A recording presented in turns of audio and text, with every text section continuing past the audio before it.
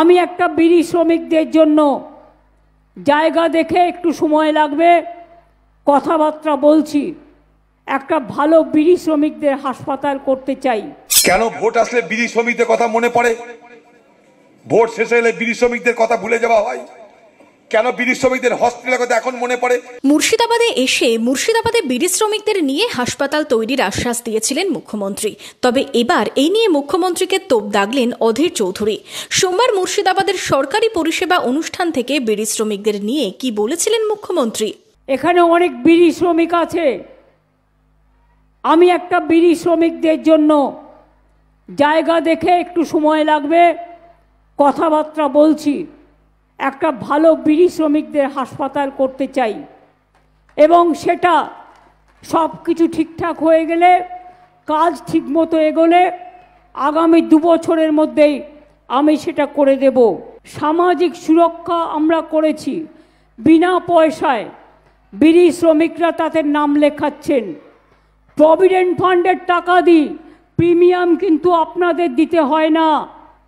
সামাজিক সুরক্ষা নাম লেখাবেন, প্রিমিয়াম প্রভিডেন্ট ফান্ড আপনারা পান, ছেলে মেয়ের অসুখ হলে টাকা পান এবং মেয়ের বিয়েতেও পান। আমাদের যেমন রূপশ্রী আছে, বিড়ি শ্রমিকদেরও আছে।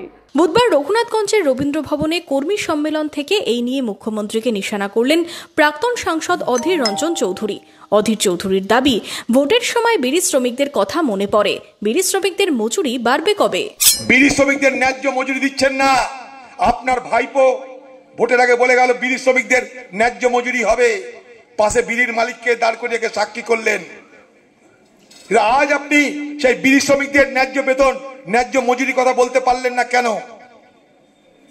এখানকার এমএলএ, এমপি, নেতা, মন্ত্রী সবই তো আপনার দলের। কাউরির মুখে বিড়ি শ্রমিকদের কথা তো আসছে না।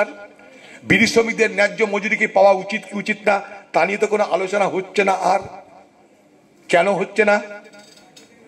কেন ভোট আসলে বিড়ি শ্রমিকদের কথা মনে পড়ে, ভোট শেষে এলে বিড়ি শ্রমিকদের কথা ভুলে যাওয়া হয়? কেন বিড়ি শ্রমিকদের হসপিটালের কথা এখন মনে পড়ে? এ তো কেন্দ্রের সরকারের চাইলে হসপিটাল পাওয়া যায়। বিড়ি শ্রমিকদের চিকিৎসার হসপিটাল কেন হয় না?